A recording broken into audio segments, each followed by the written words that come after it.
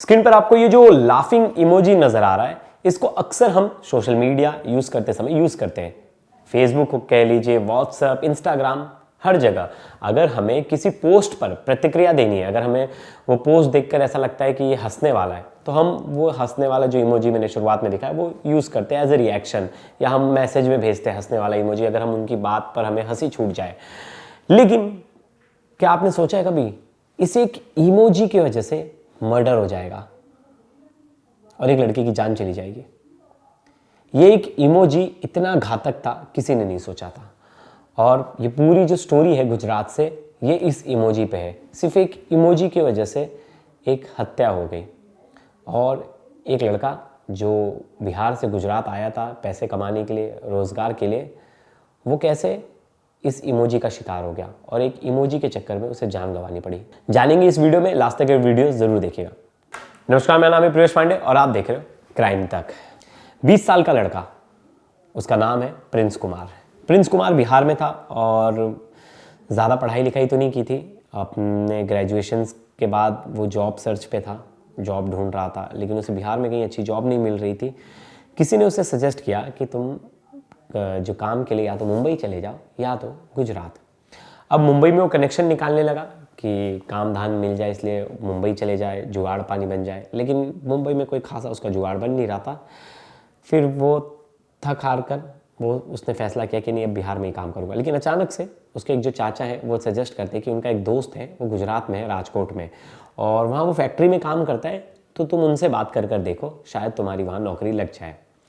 ये उनसे बात करता है और वो आदमी बड़े सज्जन थे, अच्छे थे, तो उन्होंने कहा कि आ जाओ बेटा, तुम कोई टेंशन मत लो और यहाँ आकर जॉब करना।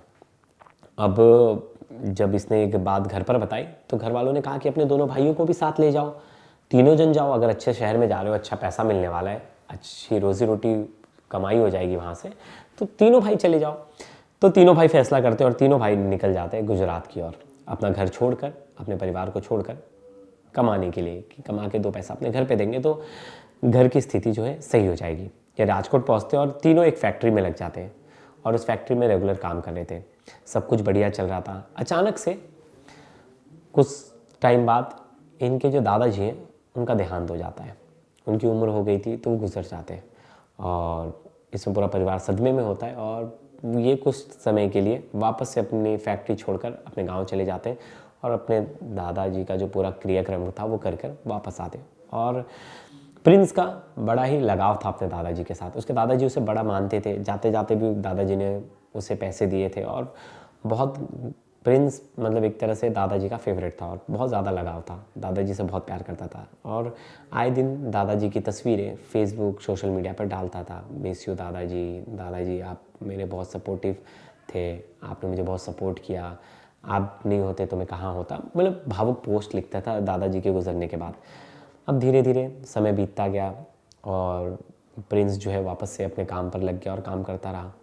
इस बीच 4 महीने बीत गए थे दादाजी को गुजरे। अब 4 महीने का समय बीत गया था। उसके बाद अचानक से प्रिंस को एक और दिन दादाजी की बहुत ज़्यादा याद आती है। अब वो भावुक हो जाता है और भावुकता में वो एक पोस्ट जो है सोशल मीडिया पर अपने दादाजी की डालता है फ़ोटो और लिखता है आई मिस यू दादाजी। अभी पोस्ट तो डाल दिया इसने और इस पोस्ट को कई लोगों ने देखा, कई लोगों ने सैड वाला इमोजी डाला कि दुख है। लेकिन इन सब के बीच एक लड़का था जो इसका कहा जाता है कि पुराना जानकार था और उसका नाम था विपिन कुमार। वो भी बिहार से रहने वाला था और इसका नोन पर्सन ही था, मतलब इसके पहचान वाला ही था और इसके साथ एक फैक्ट्री में काम भी कर चुका था। तो उसने दादाजी वाले पोस्ट पर हंसने वाला इमोजी भेजा। मतलब दुख की घड़ी है, किसी ने बहुत भावुक पोस्ट डाला है तो उसमें आप हंसने वाली इमोजी कैसे भेज सकते हो? विपिन कुमार ने लेकिन जानबूझकर कहिए या अनजाने में हंसने वाला इमोजी भेज दिया पोस्ट पर। अब बस यहीं से जब प्रिंस ने वो फेसबुक का पोस्ट खोला और देखा इसमें यार हंसने का इसने इमोजी डाला है, ये मेरे दादाजी गुजर गए, कोई हंसने की बात है, ये बात उसे बहुत ज़्यादा आहत की। अब वो इसको लेकर गुस्से में रहने लगा।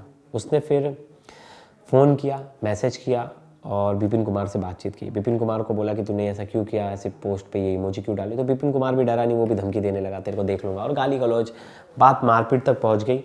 और दोनों में बहुत ज़्यादा बहसबाजी हुई और बहुत ज़्यादा हीटेड आर्गूमेंट हुआ, जिसके बाद मामला शांत नहीं हुआ और मैटर सॉल्व नहीं हुआ यहाँ।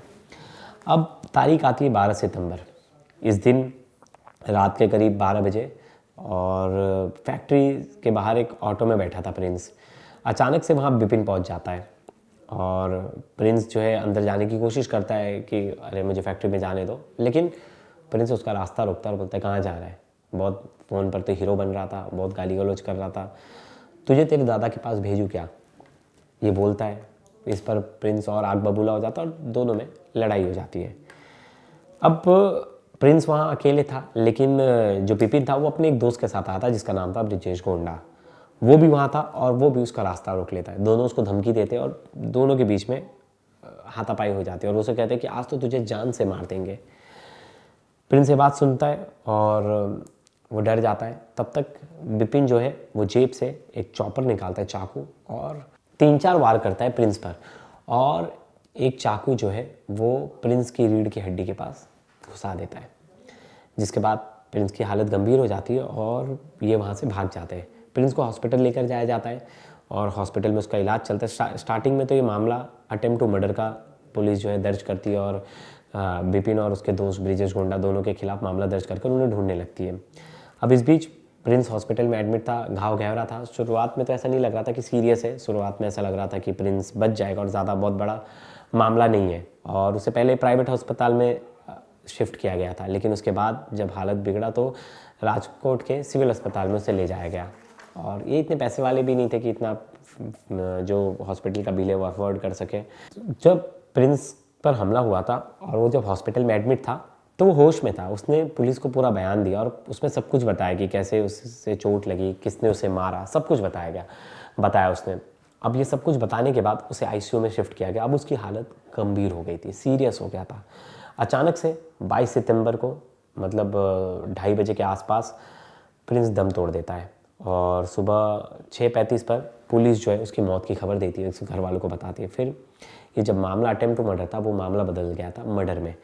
फिर पुलिस जो है हत्या की धाराएं जोड़ती है और मौत के बाद पुलिस मुख्य आरोपी जो था उसे गिरफ्तार कर लेती है, लेकिन उसका जो दोस्त था वो अभी भी फरार चल रहा है। विपिन से पूछा गया तो विपिन से पूछा गया कि तूने ऐसा क्यों किया, तो बोला कि नहीं, मैं इससे वैसे भी चिढ़ता था, तो मैंने जानबूझकर उसके पोस्ट पर वो लाफिंग वाला इमोजी रिएक्ट किया था कि ये मुझसे बात करे, मुझे कुछ बोले और मैं इससे लड़ाई करूं। और पुरानी कुछ खुन्नस थी जब कंपनी में किसी छोटी सी बात को लेकर, उसी खुन्नस को ये पाले बैठा था और ये पॉइंट ढूंढ रहा था। इसने जानबूझकर वो इमोजी का रिएक्शन भेजा कि वो वहाँ से मुझसे लड़ाई करे और फिर मैं इसको सबक सिखाऊं। और इतनी छोटी सी बात पर विपिन ने हत्या कर दी। देखिए कैसी स्टोरी है। लोग मतलब किसी ने सोचा भी नहीं रहेगा और ना प्रिंस ने सोचा रहेगा कि वो मेरे पोस्ट पर रिएक्ट कर रहा है, अगर मैं उसको कुछ बोलूँगा तो वो एक तरह से प्लानिंग कर रहा है मेरे मर्डर की, और उसने उसकी हत्या कर दी।